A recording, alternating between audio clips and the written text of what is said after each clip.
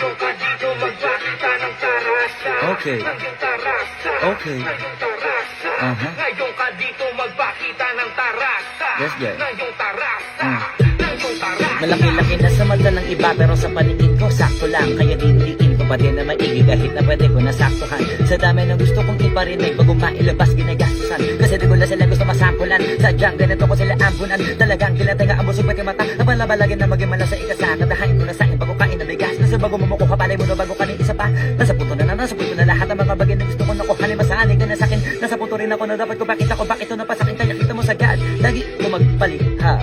Pero kung di mo ipok-iyo, sorry, my bad. Nakarating ako sa pandinig mo ng pusa, my bad. Talab na talab at kalat kasi mga gawa ko, my bad, my God. Kakaiba ginawa mo yung buhay, binago masyado mong pinulupit. Yung mga pangarap dati, isa-isa pinasungkit. Nalasahan talaga din ako muntik. Tumamasa talaga din ako unti. Di kasi nakontento sa mga konsepto na kulang kumpleto. Ako kumontent, ha?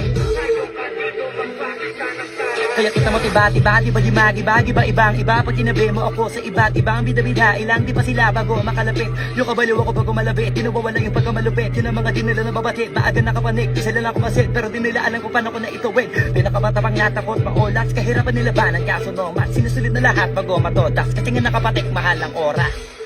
Kahit na nakatapik sa tagumpay nakahalik, di lang puro pakabig inaari na ibalik ng tama. Iba magalaga kaya di mo labi lang ang tagahanga.